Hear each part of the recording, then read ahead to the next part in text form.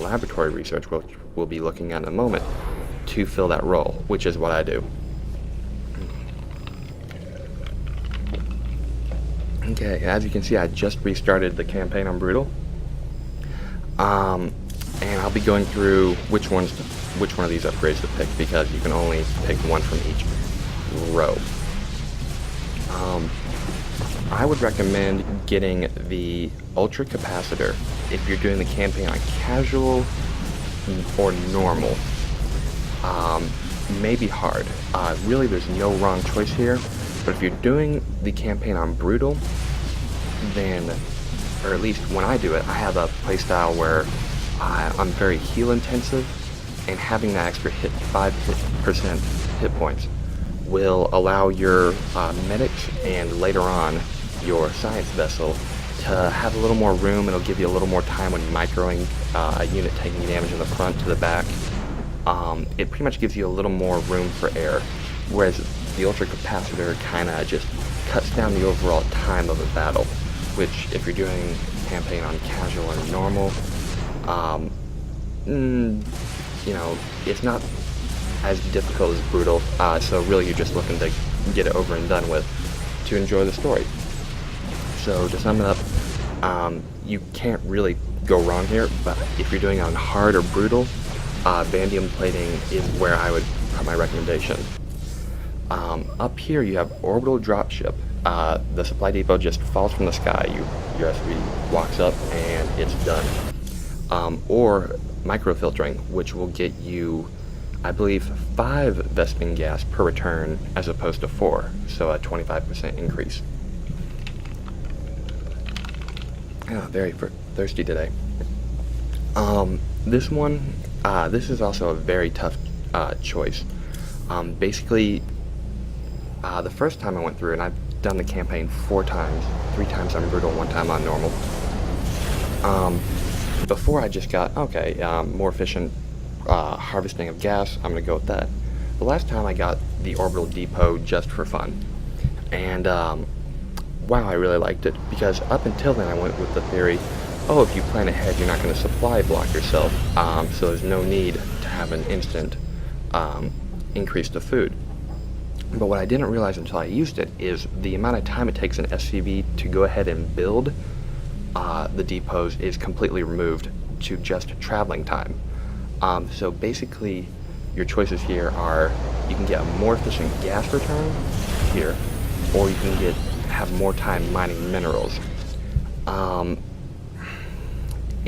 Again, there's no real wrong choice here, but I think this playthrough I'm going to get Orbital Depots, because every so often I do accidentally supply block myself, and that can set you back a little while.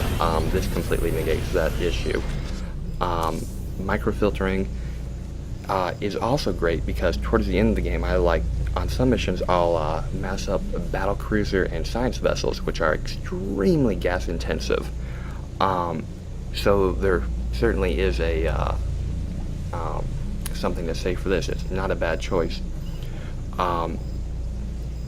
Either one is fine. You can't go wrong here. Up next we have Automated Refinery and the Command Center Reactor, which essentially turns your command center into a reactor. You can train 2 SCVs at once instead of 1. Or you could get this and look at that graphic. That is eye candy. All my playthroughs before, I got the refinery without even thinking of the possibility, just because it's a great thing. And there also are some things to note here. First off, you're not going to need 1, 2, 3, 1, 2, 3, a total of half a dozen workers ferrying a gas back and forth. It'll all be automated, which is 300 minerals you'll be saving in workers, and 6 supply, or almost 50 minerals of supply depot. So that is flexibility. But in a lot of the missions you'll be playing, you start off with maybe 5 SCVs, and a huge problem with the early bit of the game is getting your economy up and running. This would greatly reduce that time. So as much as I love that graphic, and believe me, I'm a huge fan of it. The first time I saw it, I was starstruck. Yeah, there we go. Starstruck. But I will be getting the Command Center reactor on this next playthrough. Now, with the other two, you couldn't really go wrong with either of your choice. Here, I think if you're playing on Brutal, you're going to want to have the most advantages you can through tech and armory upgrades and mercenaries. So mathematics would suggest this is your better choice, but that does look good. So this one is more effective, this one is more pleasing and entertaining. Up next we have the Raven and the Science Vessel. I'm very thirsty.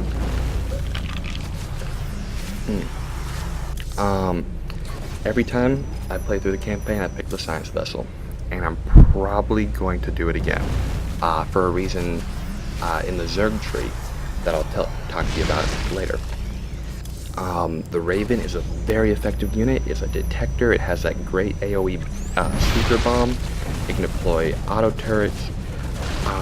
It is a fantastic unit, but it's up against the Science Vessel.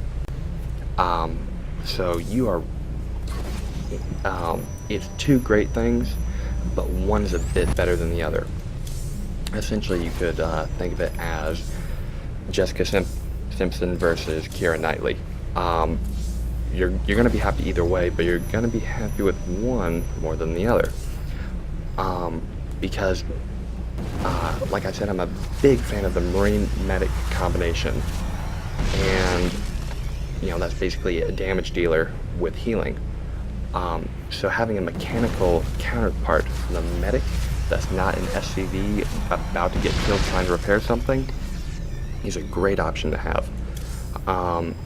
If you are a very, very good player, you could definitely get away with the Raven.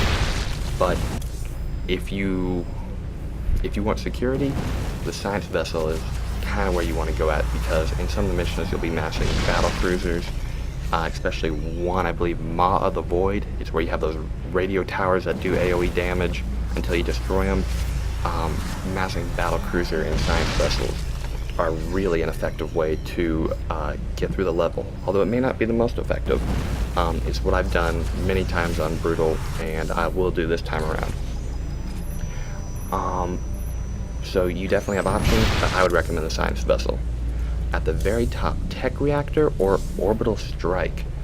The problem with this is they're both very good, but by the time you get Orbital Strike, you're very, very far in the campaign. So you're not that reliant on units built at the barracks. You transition more into your higher end kind of units. Not to say you don't use them, I still do, but they lose their effective edge. Conversely, the Tech Reactor not only will save you time in production, because you can just always build the Tech Reactor, not have to choose between one reactor barracks, one tech lab barracks, which is an additional cost as well. You get the best of both worlds, and you can save space in your base by having less production factories. You can have a higher output if you make an equal amount of production facilities as you would normally. So you have a lot of flexibility here. I recommend the Tech Reactor over the Orbital Strike. I've tried both, but the reason I picked the Tech Reactor is by the time you do get Orbital Strike, infantry has lost a bit of its edge, though having mobility like that is very, very helpful. You could definitely use Orbital Strike in a creative manner to maybe send out a medevac, explore a part of the map, and then rally your barracks to the island or the area you're looking at that you normally couldn't get to because of some kind of defense, and use it kind of as a tactical insertion. That's certainly an option. I actually didn't think of that until talking right now. But again, it's so far along in the game that by the time you get it, it's just not worth it. If it was here, that would be very, very good. I might have to, it would definitely have a fighting chance at whatever it was up against. But I would suggest Tech Reactor. Moving on to the Zerg tree. If you're playing through on, actually this is very much like tier 1 for Protoss. If you're playing on casual, normal, maybe hard, the Shrike turret, I believe is what it's called, not a bad option. Well, it certainly is a better option than playing on Brutal, where your bunkers will be heavily assaulted, and having more hit points is much better than having more damage, because usually when you have a bunker, its primary role is to get hit before things in the back like Marines, Marines, a deployed siege tank, those kind of things get hit, because your siege tank is a bit more fluffy than your bunker. So having more hit points is just a much better choice. So if you're playing on Brutal, I highly recommend Fortified Bunker.